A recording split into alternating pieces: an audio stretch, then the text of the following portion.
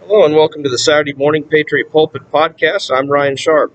Today we're going to be looking at a couple of the executive orders that Joe Biden has already put into place since becoming the President of the United States. As much as I hate to say that. But a couple things you definitely need to be aware of, and we're going to kind of dig into one specific executive order today. Um, First of all, upon taking office, Biden rescinded a good executive order by Trump that actually um, prohibited um, implicit bias training or critical race theory from being taught in federal organizations. This had become an increasing problem through the years as companies and government agencies were implying that there was racism that was built into the DNA, if you will, of men, specifically white men and white people. And there was a hierarchy set up. So if you're a white man, you were just by nature more racist than a white woman. And if you're a white woman, you're more racist than a African American. And it was ridiculous theory. And Trump put a stop to that with an executive order that anyone that ban training that implies that anyone is racist or sexist by virtue of his or her race, sex, and/or national origin. Well, Biden, one of his first acts of office was to rescind that. So now, not only did he rescind that, but as we're going to see in a moment through his executive order, he is going to blow that to the extreme to where all federal agencies are now going to be doing this implicit bias training. This will be going on in the schools. Um, so it's just it's pure um, indoctrination and just pure BS, uh, and it's meant to destroy the majority. Um, so the executive order we're going to look at today is the executive order on advancing racial equity and support for underserved communities through the federal government. And this was signed on January 20th of 2021. And this is it's a lot of the language in here. If you're not studied in Mao and some of the Chinese communist leaders of the past, then some of this doesn't quite register with you. It doesn't put up any red flags. But if you've read Mao and you've read uh, communist dictators' writings in the past, and you know how these things work, then this is very, very frightening what we see Biden doing. Um, Now, first of all, let me give you a little background. So Mao was a dictator in China in the 60s, and one of his tactics was to get rid of classical Chinese works and started employing rhythmic phrases to get his message across. So they're doing that here in the United States through Twitter and through smartphone usage. We've gotten people used to just simply texting quickly, texting little phrases, speaking in phrases, as opposed to actually reading and reciting classic literature. You know, people don't dig into the Bible anymore. They just take tidbits from it, and they want to do a whole sermon based on their own opinion on, you know, a few words out of Scripture, as opposed to doing a whole chapter study as we do in our men's group that I lead. Uh, and so this is how they take over. They get people used to just small tidbits of information, as opposed to having a real knowledge base. The other thing they do is they say, one of the slogans that was passed around is that uh, truth over facts, as though the two are in conflict with each other. They say, you know, truth is more important than the facts. Well, obviously the facts are the truth, and they dictate what the truth is. So um, I'm going to read a couple more things that were slogans in China. Dare to think, dare to act. This was a slogan put in 1958 Um, it was part of the Great Leap Forward, which, interestingly enough, part of Barack Obama's slogan and campaign speech was moving forward, moving the country forward. You hear that a lot. We need to move the country forward. Well, these are all communist slogans that they're just reemploying in the United States. We don't need to move the country forward. If anything, we actually need to move it backwards and get back to basic principles, get back to the founding fathers, get back to common sense, get back to God. But no, all the communist leaders we have in our country, it's all about moving us forward. Dare to act. So um, the slogan was dare to think, dare to speak, dare to act. Okay, and that was encouraged as a slogan for the peasants, the farmers, to use. And it was basically a way to scare people into acting and behaving. Smash the Four Olds was employed in 1966. This slogan, uh, and you'll have to bear with me, but it basically anything old was bad. They were told the young kids in school were told that anything old needs to be defined differently. It's all bad. Our founders were all racist. So we see this everywhere in our country. We see them teaching us that, our founders were just a bunch of slave owners and they were just a bunch of angry white men that didn't know God and didn't know anything. And we need to throw off the past. And you hear this a lot where with Barack Obama and all the other communist leaders we have in our country today, Joe Biden and the rest of them, that somehow everything in the past needs to be erased, that it just, because it was biased, it was implicitly biased, and it was ruled by white men, that it's all negative, and we got to throw it all off. So this is another direct play right out of the Mao playbook by Biden. Um, so the call for cultural revolution in China, they had endless streams of slogans. To rebel is justified. Smash the four olds. And of course, if you rebelled for the communists, that was considered a good thing. And if you fought back or you stood in the way as a peasant or as a business owner or as somebody that wanted to hold on to freedom, you were squashed. And we're seeing that today. There a lot of cancel culture being talked about today. Well, this all started actually before China, but China employed that as part of their revolution. Um, Reading more here, I don't want to get it wrong. That's why I'm taking my time to sort through some of this. Um, Basically, any political opposition at all was either jailed or shot. Um, the main thing I want to get into is some of the equity talk. We're going to read through this executive order a little bit and look at some of the points. And it's striking how the language is very similar to what Mao talks about here. Um, so let me find some examples. It says Chinese people of all nationalities will continue to adhere to the people's democratic dictatorship and the socialist road. So notice how they use the word democratic um, to trick people into thinking that it's somehow democratic. Well, it's not democratic, it's a dictatorship. But that's what their constitution says, democratic dictatorship. So the two are kind of in opposition to each other.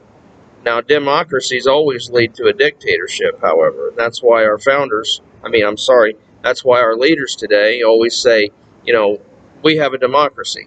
Well, we don't have a democracy. We're supposed to have a republic. Um, and so that in itself is a communist ploy by not only the Republicans, but not only the Democrats, but a lot of Republicans that falsely say, we've got to spread our democracy. America's a democracy. All these things help lead us towards communism, as opposed to them saying we are a constitutional republic. So let's see. A little choppy today. Thanks for bearing with me. Here's the other one. Seek truth from facts. The phrase was deployed by Mao possibly in the 1930s so the leadership could reuse it and claim legitimacy. Uh, Only if we emancipate our minds, seek truth from facts, which is an interesting phrase in itself, seek truth from facts, proceed from reality in everything, and integrate theory with practice, can we carry out our socialist modernization.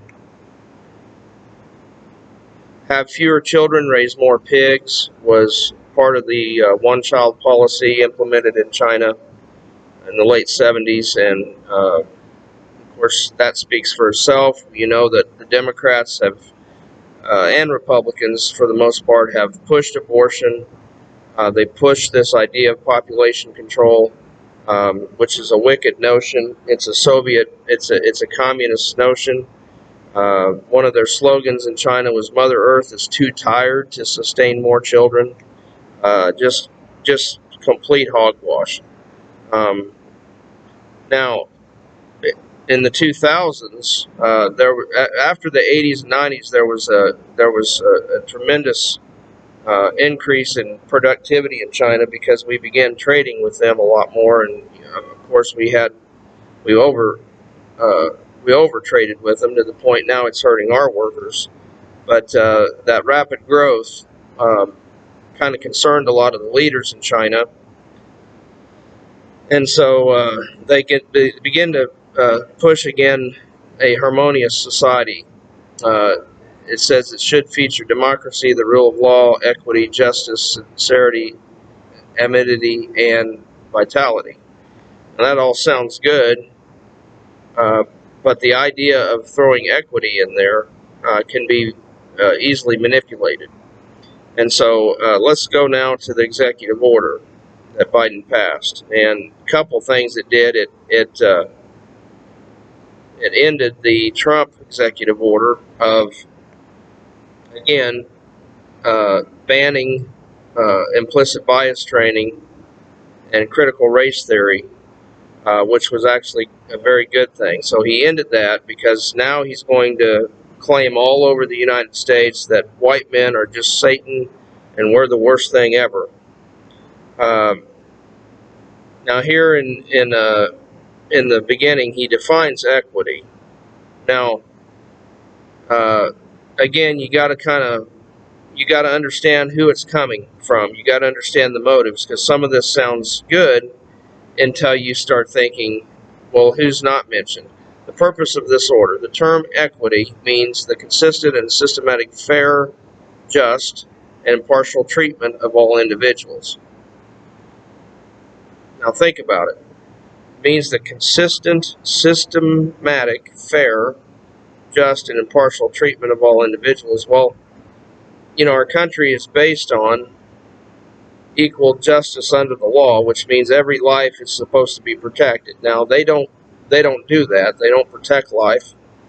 But this is not what he's talking about here. He's talking about a communist equity, meaning that we have to make sure that everyone has the same starting point, same vantage point. So we're gonna supplement their income so that they all have a fair start. This is communism. This is exactly what this is. And we've already seen a touch of that with the checks that were handed out during this COVID crisis. That was really all about pushing the idea that government is the father and can pay all the people, which I rejected all the bailouts.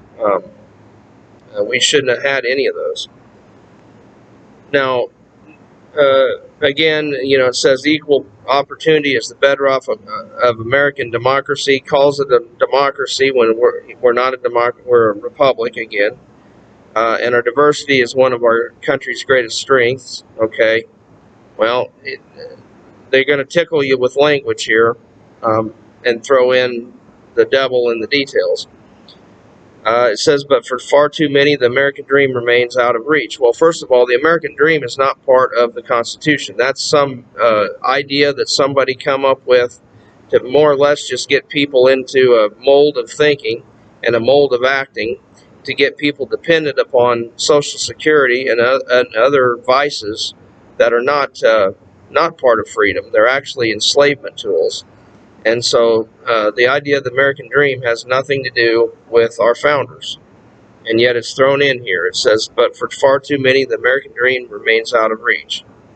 Entrenched disparities in our laws and public policies and in our public and private institutions have often denied that equal opportunity to individuals and communities.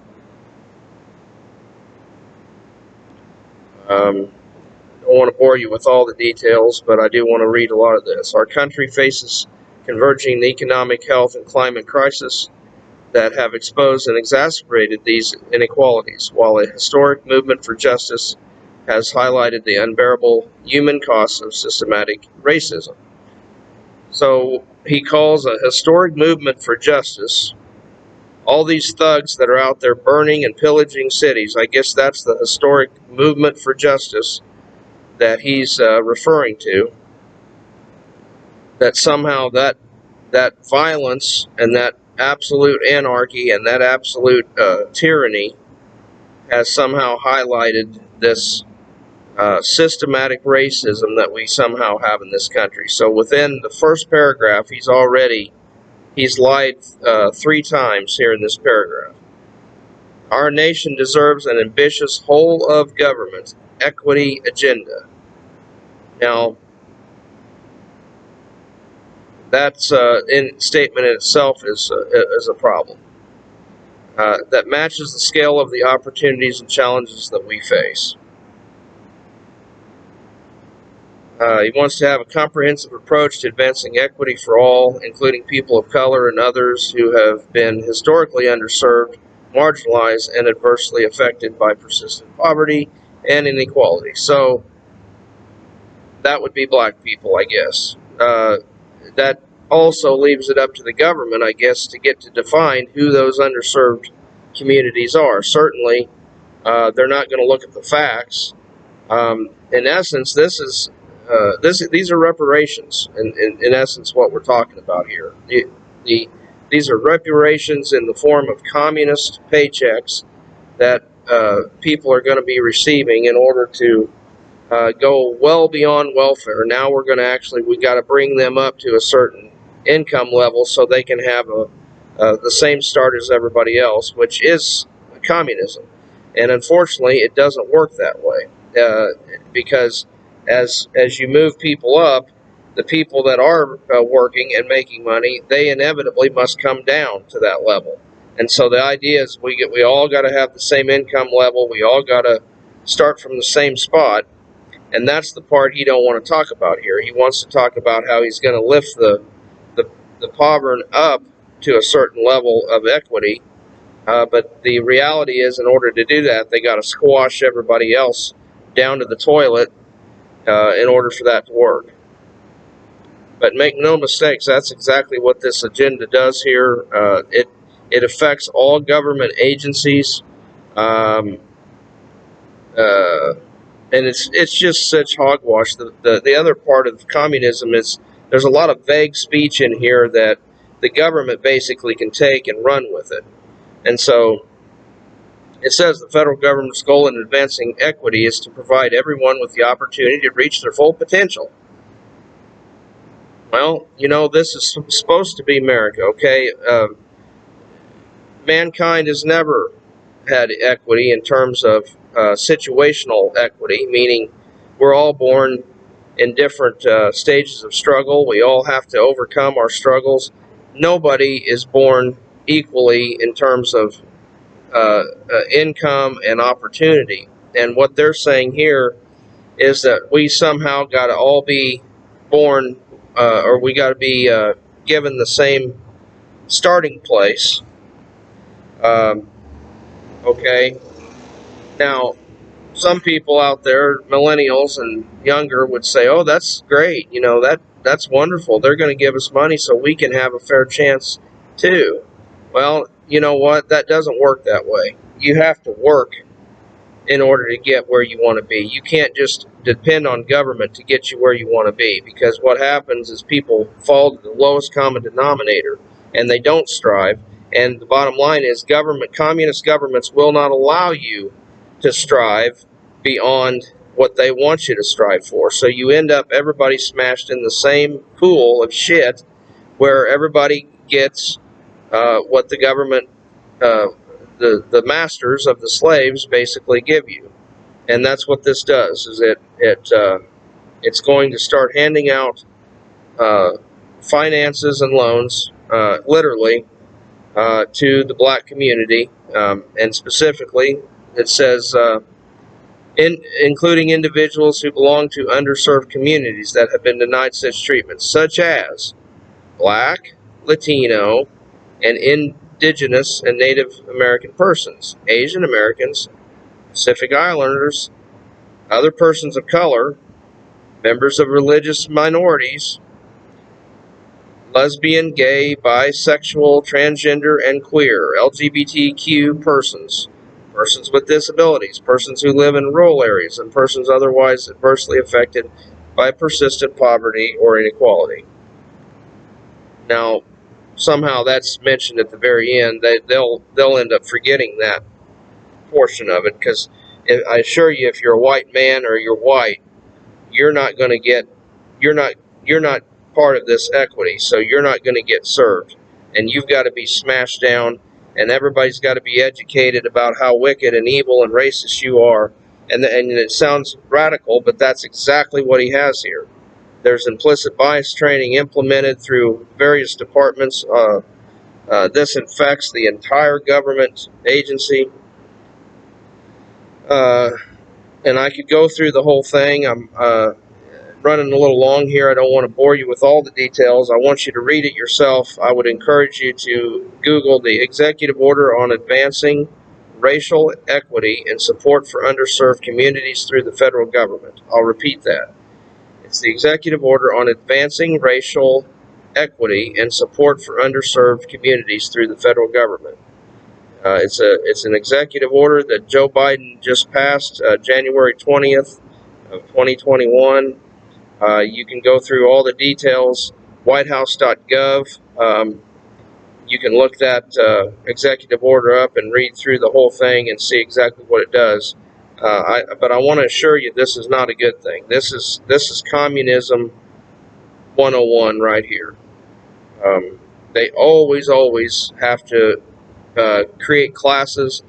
Now, in the United States, their mode of operation is they have attacked through the races in our country and decided that they would go after the division between whites and blacks that supposedly exists. The reality is it doesn't exist, but they've made it exist. The Democrat Party specifically has always pushed the narrative that, somehow there's a major struggle between the races, and this is all done so they can promote communism.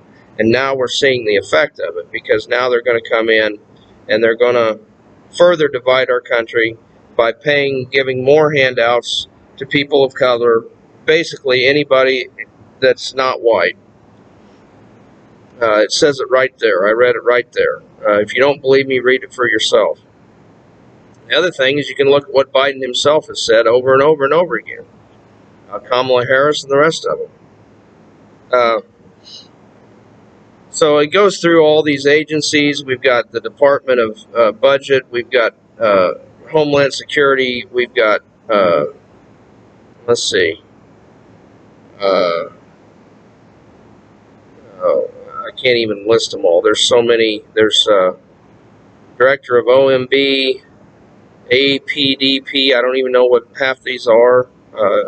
Administrator of the U.S. Digital Service, for God's sake, the United States Chief Technology Officer, the Chief Information Officer, heads of other agencies. I mean, this thing is all over the place, and so now we're gonna force this racial narrative on the employees, and anybody that is going to get approval has to give in to this false notion of racism among the people, and the idea that somehow our founders were racist, and that our founders were all full of crap. So we're going to teach this communist narrative now across the board. and you're going to have to sign documents and stuff in order to get any help. They're going to have these data working groups. Now, this is the other part. As if the government doesn't gather too much data already on us, now they're going to blow it up because they say here in this executive order that this lack of data has cascading effects and impedes efforts to measure and advance equity. Now, they say the data sets are not giving enough information about race, ethnicity, gender, disability, income, veteran status, and other key domestic variables. So now we're going to be probed for every possible piece of data that they can find on us. And then that data is going to be used to determine whether we are going to get any help or whether we're going to be part of the system. Membership. That's an interesting word that they use here, membership. We know that in communist countries, membership is used for businesses, and basically if you don't comply with what they want you to comply with, and if you don't kiss their ass, then you don't become a member, and that means you can't do business, you can't hardly do anything, you can't, you just don't have the ability to survive. So we see that here. Again, this affects the Census Bureau, Secretary of Commerce, economic advisors, chair, every officer of the government. I'm not going to name them all, but they're all here. And now they have to do studies. They have to reassess everything based on these so-called racial standards. So, guys, I'm not going to bore you too much more with this. I want again. He revoked Executive Order 13950 that Trump had put on that was meant to combat the implicit bias training. He ended that.